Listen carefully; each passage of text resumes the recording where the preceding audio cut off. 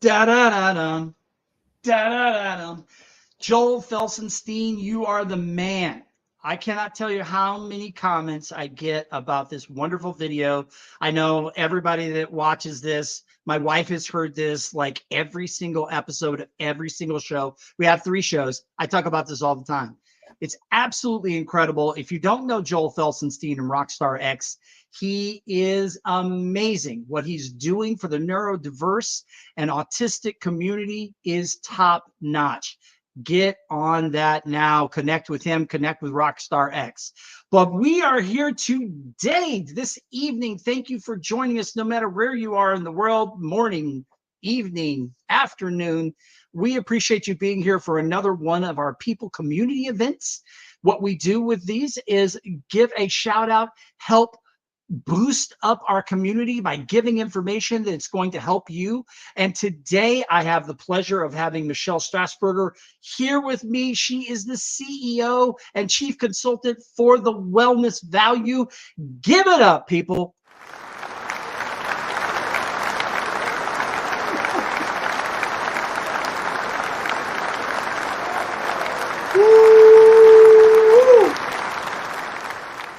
That is the best applause I've ever had. I love it.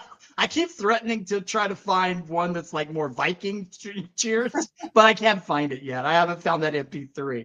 So you know what? For people that they're just learning about you, they're just following, or don't know you, and you need to connect with her, need to connect with the Wellness Value, but also, hey, just take a few minutes and tell us about you and what you do. Sure. So I am a fractional CHRO. I've been in human resources for over 20 years. I still can't believe that every time I say it. Been working for small to medium-sized businesses, have some experience with Fortune 500s as well, but my heart is with the small to medium-sized businesses. Tech companies between 10 and 200 employees who want to dominate their market work with me as a fractional chief people officer to build an intentional culture to drive results. And that's where my heart is. I really enjoy building cultures and changing the world of work. We have too much toxicity in the workplace. And so my goal is to change the world of work. And that's why I'm excited to be here with Chasen and excited to be a partner for HR for You. Oh, I love it. Thank you so much. I do want to ask this before we jump into the show, because this comes up all the time. And instead of me trying to answer it, you just mentioned the word fractional. So explain to people what that means. So it basically means part-time. So I work with organizations anywhere from a few hours a week to a few hours a month in helping them transform their culture and transform their organizations on this more strategy side. Perfect. Get in, get out, do the work, set them up for success, hand over the tools and get them going. Yep. I love it. Love it. Perfect. Perfect, perfect, perfect. So today we are talking about culture and specifically giving some strategies on being intentional in getting your culture to really reflect what you want it to be and to pour into your people in such a way that it's going to make a difference in your culture, because people throw around that word a lot and it has to mean something to you. It has to mean something to your people. It has to be there has to be intentionality behind what you're doing. It's a daily occurrence in being intentional about creating this culture. There are 3 things that I wanted to call attention to, and you and I talked about this off camera. I was just doing a little bit of digging on, things that are going on today, what different organizations that do work within culture, space, etc., have to say about this, especially in 2024. So WorkHuman and Gallup did a study of larger organizations, so 5,000 plus employees. And one of the things that they came up with is, if you as an organization are intentionally working on creating a culture that pours into people, and we're going to talk about this in the course of this conversation, but that pours into people and holistically takes an approach to make sure that your people are in mental and physical well-being, that they're doing well, and that you give them all the tools necessary. it can mean up to $92 million saved in productivity. That is huge, huge. Now, then I looked up, and Culture Partners was talking about the same thing, about holistically pouring into your culture and your people. And they were saying that, hey, you want to increase your culture and your productivity, boosting it holistically actually increases your productivity by 62%. I actually think it's higher than that, but 62% was their study that they had done. Finally, Inspiris came up with 4 bullet points that really rang out to me about how to be intentional about creating culture and the things that people are focusing in on in all levels of companies: employee retention, modernizing rewards and employee satisfaction measures. You talk a lot about that, and also about performance metrics, investing in wellness and making sure that people are holistically okay. And then offering tools, upskilling, reskilling, and cross-training people to make sure that you have the tools that you need and you have the people. You're looking internally before you go externally. And it also helps prevent layoffs. Mm-hmm. You change in your structure, you have a change in your operations, you're moving in a different direction. If you have teams of people that are cross-trained, upskilled, reskilled, you pour into them in that way, you're going to retain more people, you're going to have less problems with layoffs, and you'll be able to transition where you need to go in a big and bad way. And I mean bad in a good way. So what are your thoughts on those before we dive into the meat of this? There are so many thoughts swimming in my head. First, there was something I had found, which I thought was really interesting, that I wanted to share, because you talked about larger companies. There was a study done by Hendrick and Struggle, and they found that those companies that approach their culture initiatives with a strategic intent, they call those companies culture ambassadors. They found that these organizations followed a people-first approach, which I know you love, yes, across the board, and had a better financial performance than the rest of the surveyed group. They report that the culture accelerator companies' compounded annual growth rates of CAGR was 9.1% versus 4.4%. What they also found is that phenomenon occurred in companies of all sizes in every sector across the globe. And that is huge, because when we talk about culture, right, you say it's overused. We talk about it all the time. It's an HR trend word. Business leaders think it's a squishy, feely, kumbaya thing. And there's studies like the studies you talked about and this study that show it's not. And I think it's because we've just been doing it wrong. And we've been, a lot of those things you talked about earlier, right, of like, wellness program. And I'm a big wellness proponent. My company's called The Wellness Value. I believe that you need to have this to be well as an organization. Retention and things like that. I think we've just been checking the box with those and not really being intentional. And I think for organizations to see those results, it really, really needs to be intentional, and it has to start from your values, and you have to really live those. And like, we can put values on the wall, right? But the minute you step away from being intentional about those values, everything changes, because culture happens whether you want it to or not, right? And we talked about years ago, we all heard culture eats strategy for breakfast. It only does if you're intentional about it. Right? Think about Google, 10, 15 years ago, 20, probably not 20, 10, 15 years ago. It was the place to go. Everybody wanted to leave college and go work for Google. It was the best place to work. It was on the top of the best place to work, Fortune 500 for years. They made movies about it. It made movies and documentaries. Yeah. Yeah. What happened? Yeah. They stopped being intentional about their culture, and they changed their approach. It has to be, and we talked about this off camera, and I mentioned it when I was talking about some of the research I had done prior. It has to be a daily occurrence, and it has to be from top down, from bottom up, It has to be everybody on board, that you're all going to work together towards that common goal of creating this space together. Mhm. And that takes a lot of listening, a lot of being creative together, and collaboration. Mike, I know you love us. Thanks, Mike Ashenbrainer. Thank you, Jody. Thank you for all the others that you called out. Hopefully we'll see them in the mix here in a minute. But thank you, Mike and the Hounds, for being here. Thank you, Jody, for being here. I love it. And I will say this, Mike knows all about that collaboration.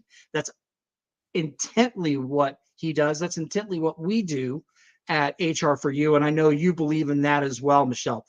So let's dive right in. What the heck would you say is culture? And then let's start talking about the things that we said we wanted to break down for the audience today. So I'm a little rebellious. I'm going to say some things that are probably controversial. But our culture is what we tolerate and what we don't tolerate in organizations. It's not the values we're hanging on the wall. It's not the fun lunches and the events and the pool table and the break room and the free lunch and the free coffee. It's how your leaders are behaving in the organization and how they are being either reprimanded or rewarded for that behavior that creates the culture. We've all Amen. heard it. We leave managers, not organizations, right? So we need to be much more intentional. Your behavior creates culture, and your culture is the behavior of your organization. Absolutely. Absolutely. Welcome, Nick. Welcome, Miguel. Thank you for being here. I love the comment. So this is an interesting study, would be determining the ratio of that gross income increase in relation to what companies spend on internal culture, placing the money where the mouth is. Absolutely. Absolutely. Because again, as she said, and I think that I think since it started in 2020, and it's gotten better and better each year, but more and more and more companies have realized that ping pong table, that Friday casino bar night, all of these events and all of these superficial things that you think your employees didn't tell you this, you just automatically thought this would be a cool thing. And again, this is what companies like Google were guilty of. They were known for having, hey, we've got the sushi bar and the cafe bar, and you come here and like, here's the jungle gym, and oh, you can go during your break and climb the wall and have the locker, and here's all of that was fantastic at its time.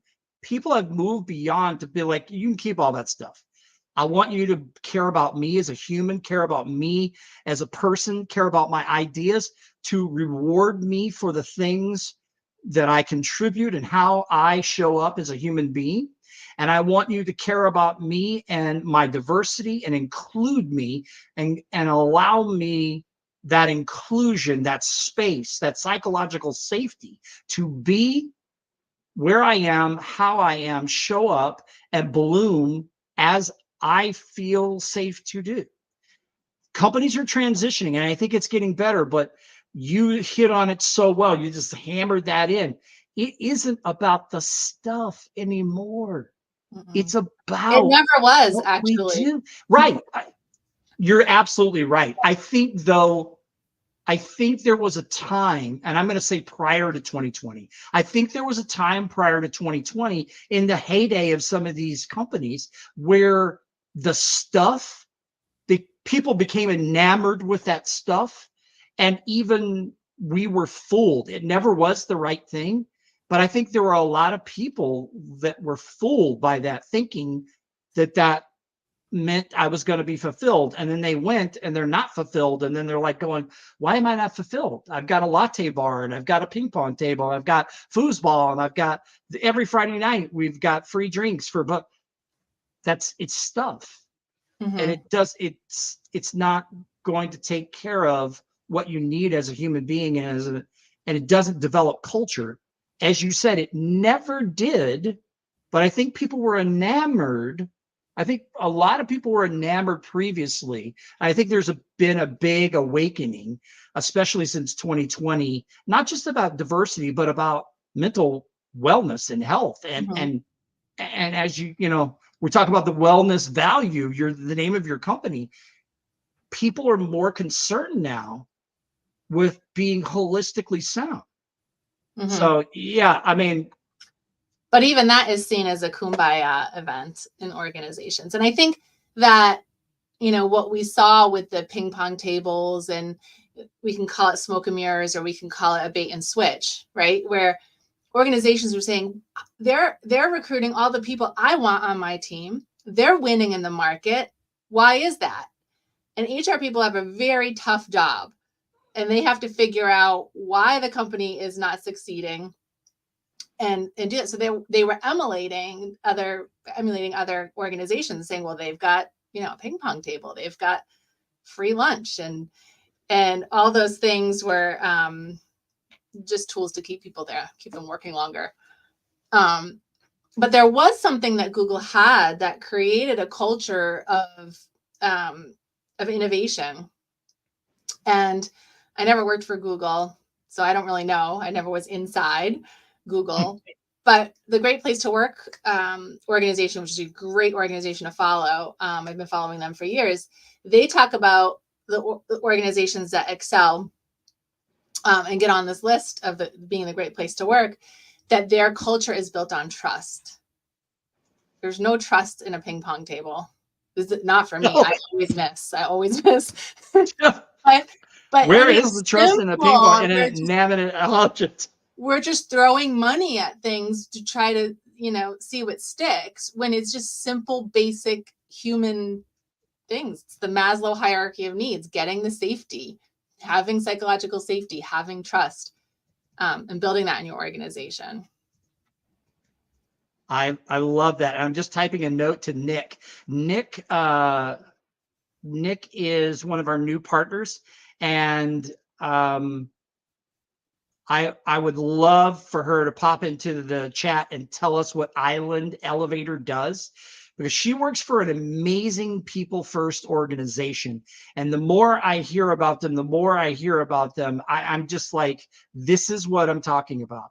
And actually, Elisa Southall has a company that is working with her right now as well, that she talks about all the time, and is doing and it's tidy. I'm not going to remember the last name of it, but it's something tidy, and I'll have to get that out of her. Hopefully she'll show up and she'll put it in the chat.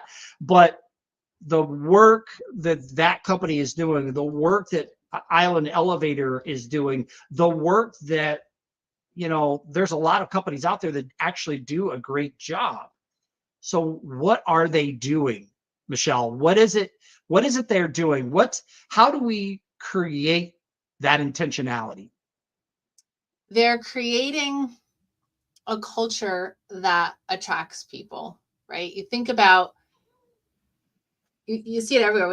Zappos was a great example too, when I was kind of growing up in my career, where they just said, wow, service is what we offer. And that was both internally and externally, and they followed it. It was intentional. But you also see, we can relate this to other areas, right? The entertainment business. There's tons of stars that go in and out. You see them once and they're gone. And then you've got like Jimmy Buffett, who just had this legacy, and he created this following and this culture. It was a lifestyle. And Taylor Swift is doing the same thing and uber successful. It's because they're selling a lifestyle. And she understands how to reach her people, and she connects with her people on a different level. And Jimmy Buffett did the same thing. And we're missing that boat in business. I know it's not well, she has a business. Jimmy Buffett has a business. But that's what it is. You need to really think, you need to meet your employees where they're at and build a culture that is, it's a lifestyle or a calling, but from an intentional place of trust and other values. I think values are really important. I don't think you need 10, 15, 20. Just pick one right? That you can stick with. Yeah. Because if you want to be intentional about your culture, you need to die on the sword for those values. If that's what you say you are, internally and externally, you need to be held accountable to it. And then everything should be aligned completely with that. So that's my second point. You need to align every single thing in your organization with your values or your one value, and make sure that everything you're doing flows from that. So if you say we value trust and you're calling everybody back to the office, are you really following the value? Right? So every decision has to be your filter for your decisions and your policies and your programs. Agreed. So I know that you have a list that you want to hammer out, and then you've got two lists. But so would you say the very first one is trust, or is it value? I think it's defining your values, right? And Okay. I think you can start with one and practice that and get everybody behind it. And it has to be, I know we talk about culture being everybody's responsibility, but if the people at the top don't buy in, it's not going to happen. Even if the people at the bottom want that, it's going to just create discord. And when your employees, when your values don't align with the values of the organization, we talk about mental health, it's the first thing to go. It creates so much friction when your own personal values don't align with the organization that you are already starting to walk down the road of burnout and mental health challenges. That's a great point. Yeah. I mean, you unintentionally are doing it to yourself because you're battling yourself, and you're putting out a set of values that people are going to hold you to, but you can't hold yourself to them. So you're automatically challenging yourself in that way. Mm-hmm. Oh, Right. my goodness. All right. So what's number two? Number two is align everything. Oh, I love that. Everything needs to align. How we operate, how we interact, how we, present ourselves to customers. Our brand should be aligned with our values. You can't really have internal brand values and external brand values. It should all be the same, right? Because then you're swimming upstream, and that's just not comfortable for anybody. Yeah. So true, Mike. When you don't fit at the core of the heart level. Yeah, absolutely. Mm-hmm. You gotta, like you said, you gotta have at least one value. And you've got to be willing to, as you said, to fall on the sword for it. This is where we plant our flag. This is what we do. And then two, we're going to align everything around that. I love it. Love it. Love it. Love it. You don't have to steal me, Mike. I love that. That's my favorite comment tonight. This is awesome. He's already committed my spot in the Hounds to you. I'm like, Mike, you could just invite her to the Hounds. It's free. You could just come to the Hounds. So I'm really curious to learn about the Hounds. You should come to the Hounds. So, yeah. You're killing me, Mike. Killing me. Oh my goodness. So I will introduce you to Mike, and get you set up so you guys can have a conversation. Would love that. Yes, he runs all the time. He makes fun of me for running, but he's running all the time. Oh my God. All right. So what's three? The third one is having some kind of accountability process. And so this is rewards and recognition. There are so many organizations right now coming to me and saying, do you do compensation work? Because they're, again, grasping at straws, right? They're losing people. They're losing people to more money. So they have to change their compensation strategy. You got to rewind and start, like, are we practicing our values? Is everything aligned? And your compensation should then be aligned there. So your rewards and recognition, your feedback loop, your performance management. We've talked performance management already. It all needs to be part of this accountability process. One of the things I love for implementing culture and accountability is agile, but that doesn't work everywhere. But having some type of process, this is where you're going to be the most intentional. Are you rewarding the right behavior? Are you not tolerating the wrong behavior? This is where your culture is made, even though you've said you've got values. It's in your actions, and it's in how you recognize people and in how you don't tolerate the other stuff. And if you have a board of directors, they need to be bought in as well. So I run a group. I might change the name to HR Hounds. I like that name, but it's called HR Rebels. And we were talking about toxicity in the workplace. And one example that came up was an HR professional reported to the CEO. The CEO was a bully and created a very toxic work environment for her. She went to the board of directors, and the board of directors said, "Oh, that's just him. That's just him creates that culture." Yep. And she left and she sued the company and she won. Good. I mean, you're making excuses. Yeah. Oh, that's just him. Now you just said it's okay. You just rubber stamped everything that just happened. Yeah. Yeah. Yelling at employees is not a good culture. I'm glad you didn't go there, Miguel. Yeah, no kidding. Yeah, back to what you said, you have to have a process that really works, that is about rewarding actual rewards, not gumdrops, in a little jar on their desk. Although that's nice, maybe, if they really like gumdrops. But finding out what your people like, what your people need, and what truly matters to them, that takes intentionality. Mm-hmm. And it's not just HR's job. It's not just It's HR's not. job to do it. It's everybody's. If the board of directors comes in once a quarter and they just say, this is what we're going to do, and they don't know anybody in the organization, well, that's a problem. That's a real problem, because we're leading by P&L. We're not leading through people. And if you want your P&L to shine, you don't have to listen to this guy. You need to listen to Harvard, Ford, Money Magazine, every major business school in the entire world. Oh, and this brilliant lady next to me from the Wellness Value. Take care of your people, pour into them, and guess what? Your bottom line is going to take care of itself. Your P&L is going to double. It's going to triple, because people are going to show up. They're going to have less sick time. They're going to be more productive. They are going to care more. They're going to pour in more. They're going to collaborate better. There's so much great data out there to show what it means and how it works, that it is just a matter of time before you shine. So anyway, oh my goodness.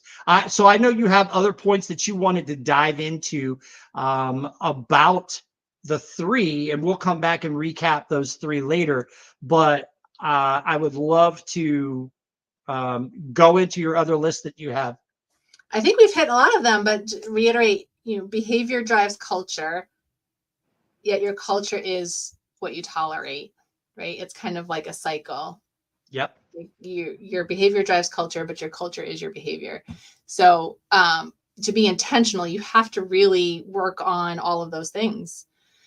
And you have to be diligent. It's not something you can just stick on a wall and walk away and keep your fingers crossed that it's all going to work out. No, it's not a box that you can check. It's not a checklist. You can make it a list of things to remind yourself that you need to do, but it is not a checklist or a box checking event. It's a daily occurrence of pouring into people, about caring, about listening. And I always, we hear this all the time, and we talk about it kind of tongue in cheek, where we say, oh, we have 2 ears and 1 mouth. There's a reason for that. The irony is that if more people actually listen to that statement and really focus their attention on doing a better job of actively listening to their people, to their board, to their consumers, to everyone in the organization from the top to the bottom, from the bottom to the top, and taking intentional steps to make sure that there is a great balance. Ooh, what a change we would see in the world, because this has a rippling effect. And I talk about this a lot, and you and I have talked about this before as well. There's a rippling effect to when you are intentional and create a great culture. And that rippling effect goes beyond your organization. It goes beyond the people inside your organization. It goes to their family, their friends, their neighborhood, their community. You start to break down socioeconomic issues like poverty, homelessness, food insecurity without even knowing it, because you're pouring in, you're taking care of, you're building up your people through this culture, through these steps. And that's to me, that's the sword that I will die on. That's where I plant my flag, is that when more leaders at all levels understand this, we can change the world. We can wipe out so many different things. Yeah. And it's like, wow. Yeah, Jason's on his soapbox. It's basic. It's basic stuff. You don't need to spend thousands of dollars on company events and things. You just have to trust your people, give them some autonomy, let them grow, give them space to grow and learn. I worked for a company. It was a Swedish company, but we had operations in the US, and great culture. This was my first soiree into really understanding the impact values have in an organization. And I didn't realize it until after I left. That's how good it was when I went to a company with like the opposite. And, but they really were intentional about their values. They brought it into meetings. They talked about it. And it was basic stuff. They trusted people. They hired people that had the ability to wear many hats, and you were able to really grow because the company was growing quickly. One of the goals they had was, they called it 3x5. They were going to grow 3 times in 5 years. We did it in 3 years. We did 3x3. And that's the result of a good culture, of trusting your people, of giving them space to learn and grow, of coaching them instead of having an archaic performance management system, of having a strong feedback loop, of psychological safety, and living your values and being intentional about it.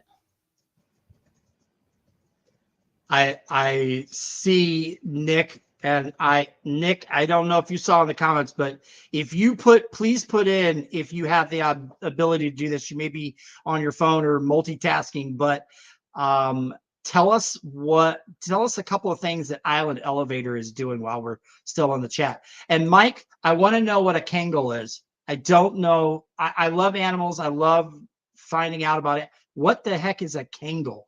What is it? Mike's spirit animal is the Kangol. I want to know what that is, Mike.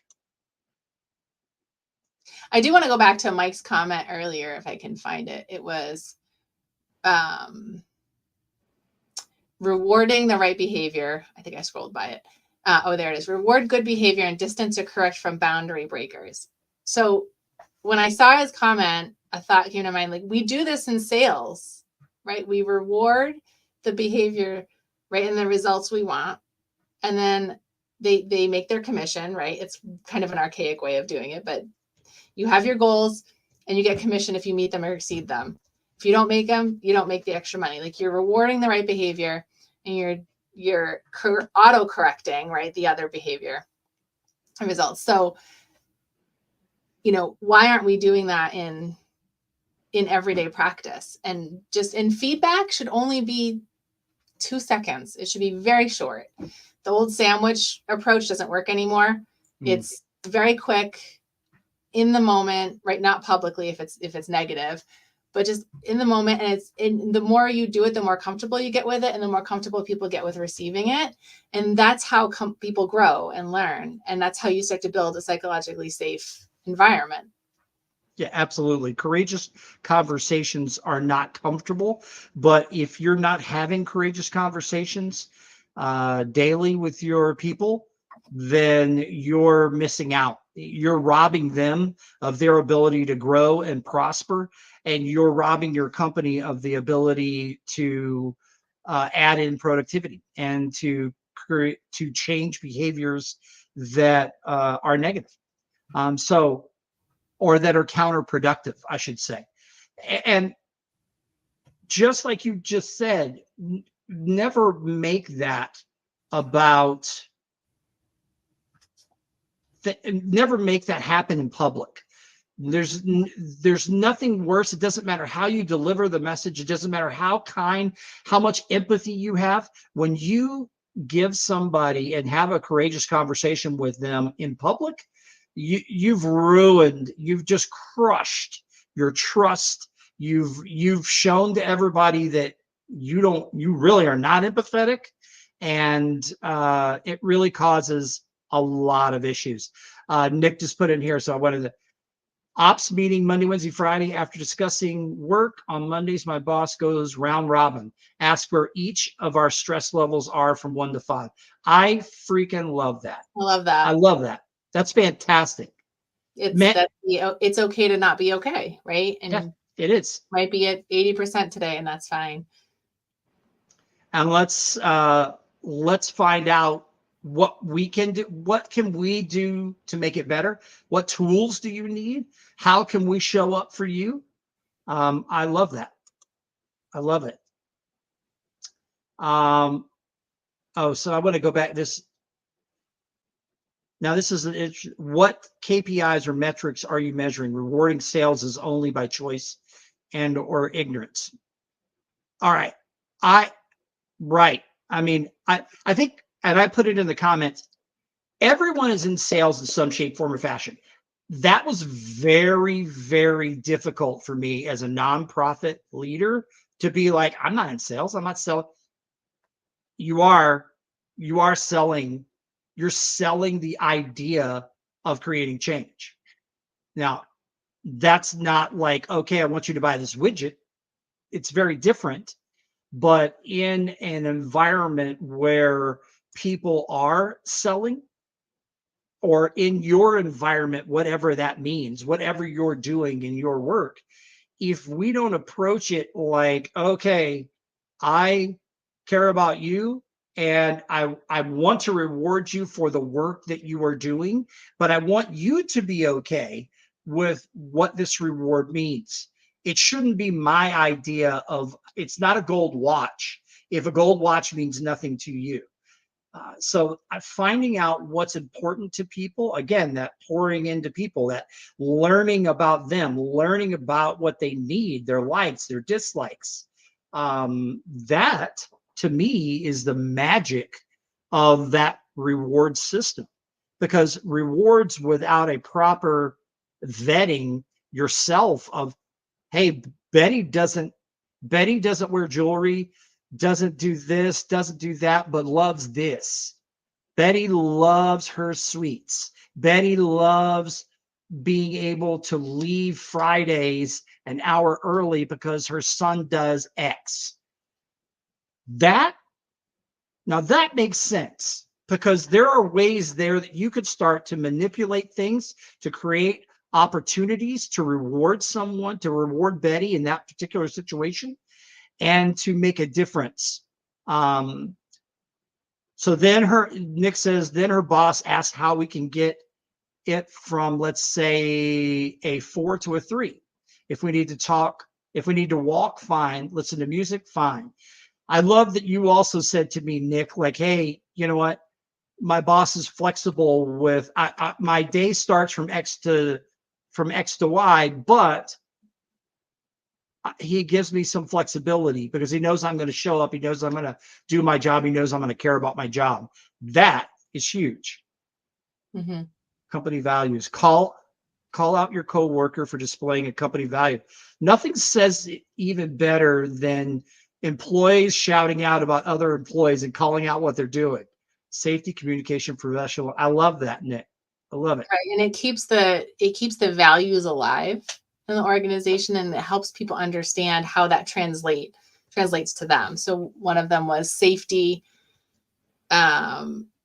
accountability, right? So I'm in HR, I might not be responsible for safety. If it's a manufacturing plant, you probably have somebody for that. So how do I relate safety to what I do in the organization, right? Or maybe I'm in customer service and safety is a value of the organization. How does that relate to me? I think those stories help people relate that value to what they do.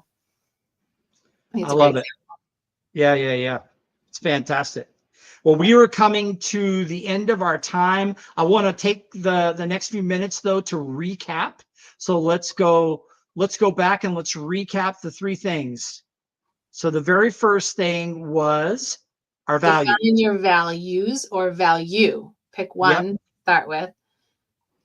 Align everything, and accountability and feedback loop. You need to have some type of accountability for it. And we talk about recognition. If I can say one more thing, because I absolutely. Yeah. Miguel said, if you're doing it right and you're following these magic steps, right, and you have an intentional culture, why not have everybody win at the end, right? If the company wins and we get our results, because ultimately it's going to drive results of the organization, right? Whatever those results are, you're going to win. The organization's going to have results. Celebrate it together. And that's what that company I was telling you about before that was really great at that, is that everybody in the organization, not just sales, had a commission plan. And if the company did well every quarter, everybody did well. And so everybody was rowing in the same direction around those values. Yep. No, I love it. I told a story on a recent Chazin, Chazin. His name is Ethan Chazin. And so we had a good, and he says it like chasing the dream, so here's chasing the dream. So it was kind of funny, tongue in cheek. But I said on his show, there was a point in time where I was at a director level for an organization where I had 75 stores up and down the East Coast, thousands of employees. But the reason why we won, like when I say every single contest, I'm not talking about, no, every single contest, and not just one, like grand prize, first prize, like no one close to us. We're just destroying people. There's 3 regions. We're number 1 year over year and over projection every single month of every single year I was there. It had nothing to do with this scarred up old hockey mug. There it is, Jody. I told her, she says, you say that too often. I said that I'll only say it one time. So there's my one time. Jody.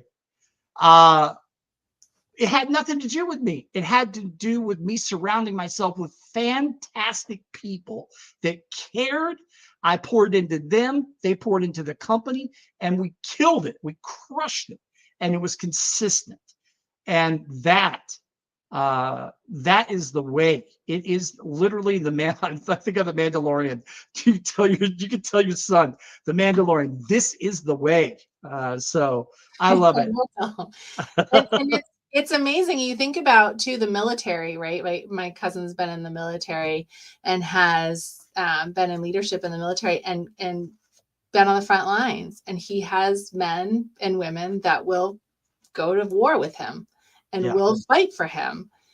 And it's because of the culture they create. They've got strong values. It's very family. I've never been in the military, but my perception is very it's like a family in the military. They've got that same thing that Jimmy Buffett created, right? But within their own group, and they will go to war for them. They will go to bat for them over and over and over again. They have each other's backs.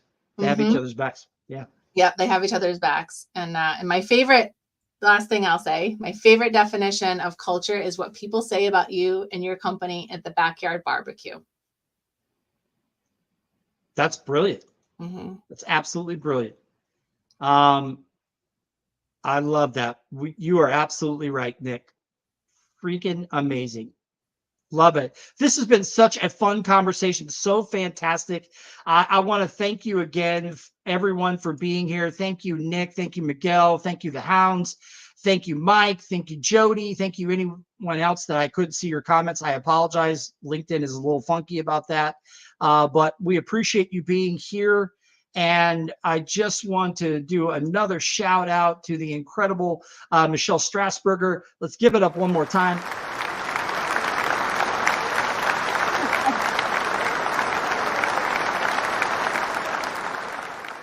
We have been talking about culture. Share this, like it, subscribe if you're not subscribed to our YouTube channel. We are trying to get over that 2,400 subscriber hump, over that 80,000 views hump. We're so close. So spread this out, spread the word, tell people about it. This has been a great conversation. Thank you, Michelle, for being here. This is the People Community event, and we are HR for You Incorporated. My name is Chasen Forehead. We'll catch you next time. Thank you so much.